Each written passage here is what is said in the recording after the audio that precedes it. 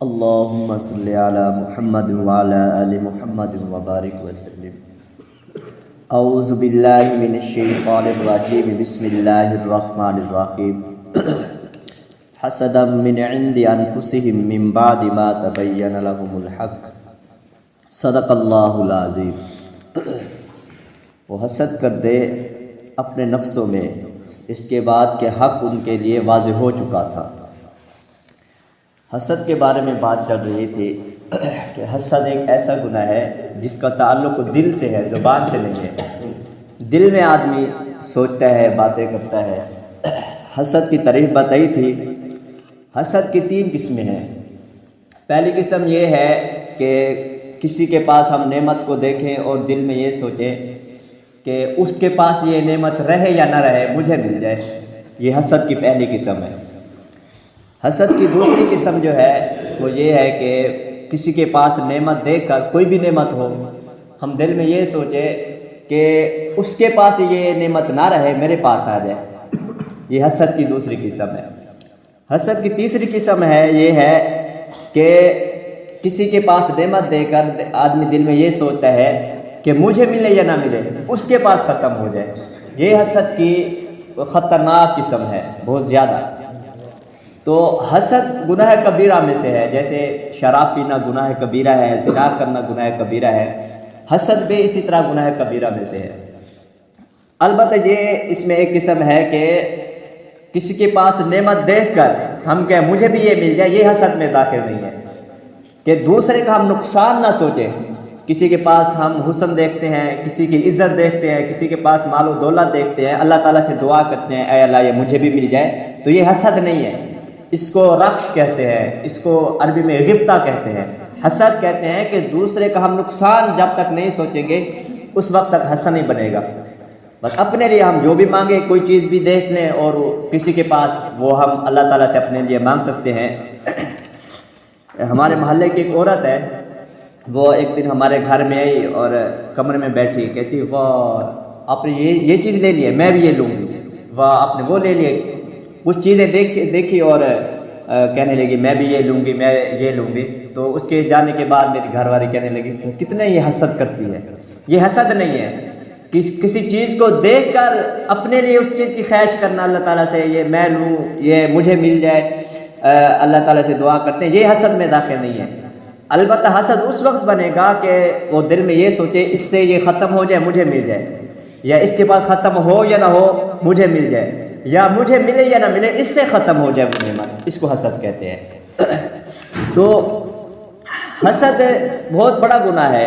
اس کی وجہ یہ ہے کہ ہم اللہ تعالیٰ کی تقدیر پر اعتراض کرتے ہیں کہ اللہ نے جس کو جتنا چاہا اتنا دے دیا.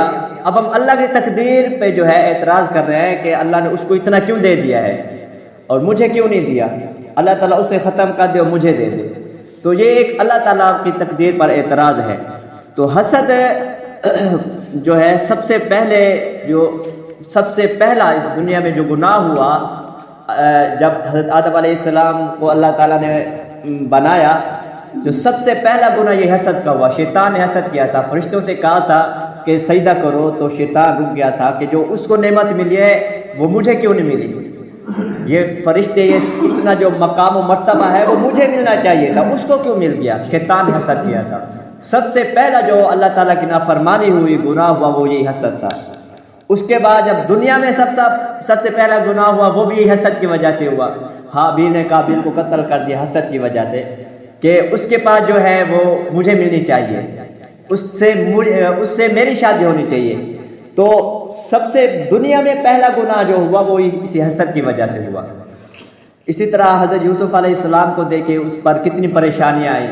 کنویں میں داخل ہوئے، بھائیوں نے کنویں میں پھینک دیا. اس کے بعد بازاروں میں اس کو بیچا گیا، جیلوں میں بند ہوئے، کتنی پریشانیاں ہوئی یہی حسد کی وجہ سے. یوسف علیہ السلام کے بھائیوں نے سوچا کہ ہمارے والد یوسف علیہ السلام سے زیادہ محبت کیوں کرتے ہیں، ہم سے کریں محبت، اس سے کیوں کرتے ہیں. ہر آدمی کی یہ فطری یہ عادت ہوتی ہے فطری طور پہ کہ جو چھوٹا ہوتا ہے اس سے آدمی کو زیادہ محبت ہوتی ہے. یوسف علیہ السلام چھوٹے تھے تو حضرت یعقوب علیہ السلام اس سے زیادہ محبت کرتے تھے. تو بھائیوں کو حسد آ گیا کہ اس سے زیادہ محبت کرتے ہیں، ہم سے محبت نہیں کرتے، ہمیں ٹائم نہیں دیتے، ہم سے باتیں نہیں کرتے، ہر وقت حضرت یوسف علیہ السلام کو لگے رہتے ہیں. تو علماء نے لکھا ہے کہ گھر میں اولاد کے ساتھ میانہ روی اختیار کرنی چاہیے، کسی کے ساتھ فرق نہیں کرنا چاہیے، فرق کرنے سے بہت زیادہ نقصان ہوتے ہیں۔ تو اب یوسف علیہ السلام کنویں میں داخل ہو رہے ہیں، اب وہاں سے ان کو بازاروں میں بیچا جا رہا ہے اور آگے وہ جیلوں میں بند ہو رہے ہیں، یوسف علیہ السلام پہ تہمت لگ رہی ہے، وجہ کیا بنی؟ یہی حسد۔ اسی طرح حضور صلی اللہ علیہ وسلم کے آنے سے پہلے یہودیوں کا یہ نعرہ تھا کہ ایک نبی آنے والا ہے، ہم ان کے ساتھ مل کر دین کو پھیلائیں گے، ان کی مدد کریں گے، ان کا ساتھ دیں گے۔ جیسے آج کل ہمارے جذبات ہے کہ حضرت عیسیٰ علیہ السلام آئیں گے، امام مہدی علیہ السلام آئیں گے، تو ہم ان کے ساتھ مل کر دجال کے ساتھ جہاد کریں گے۔ ہر مسلمان کو شوق ہے، ہر مسلمان یہ دعا کرتا ہے کہ ہمیں بھی یہ سعادت حاصل ہو، اور ہمارے پاس نشانیاں موجود ہیں، حضرت عیسیٰ علیہ السلام ایسے آئیں گے، ایسے کام کریں گے، یہ کریں گے، وہ کریں گے، امام مہدی آئیں گے، وہ ایسے ایسے ہوں گے۔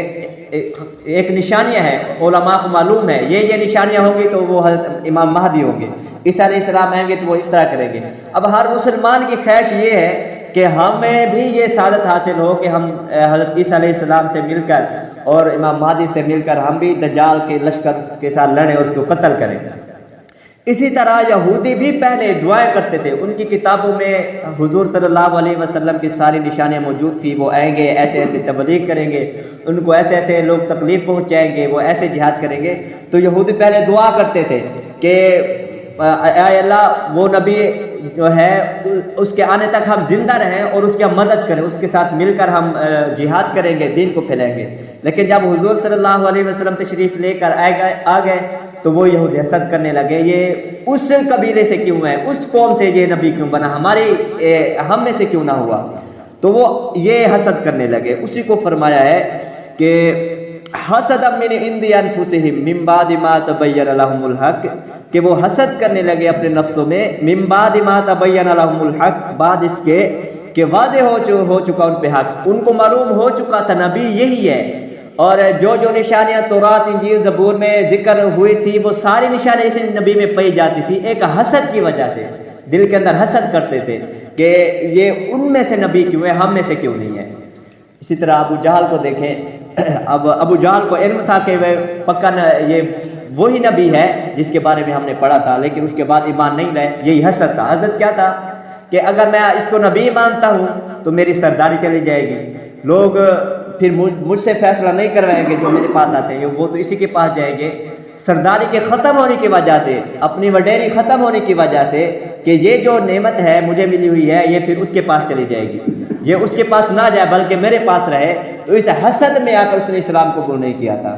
ایک بار آپ صلی اللہ علیہ وسلم ابو جہل کو تبلیغ کرتے رہے، دین کی دعوت دیتے رہے، تو ابو جہل نے کہا میرے بھتیجے اگر مجھے علم ہو جاتا کہ واقعی آپ نبی ہو تو میں ایمان لے آتا، مجھے یقین ہی نہیں ہے کہ تو نبی ہے یا نہیں ہے۔ تو اس کے بعد جب حضور صلی اللہ علیہ وسلم وہاں سے چلے گئے، وہاں ایک صحابی موجود تھے جو پہلے ایمان نہیں لے تھے، تو اس کو ابو جہل نے کہا کہ یہ پکا نبی ہے، میں اس کو ایسے کہہ کے ٹال دیتا ہوں، اس میں ہر وہ نشانی پائی جاتی ہے جو ہم نے پڑھی تھی، جو نبیوں کے اندر نشانیاں ہوتی ہیں، وہ ساری نشانیاں پہ مجھے پکا یقین ہے یہ نبی ہے، لیکن میں اس لیے ایمان قبول نہیں کرتا، اگر میں نے ایمان قبول کر لیا تو پھر میری سرداری چلی جائے گی، لوگ میرے پاس نہیں گے، اس کے پاس چلے جائیں گے، جو میری وڈیر کی بنی ہوئی ہے یہ ختم ہو جائے گی۔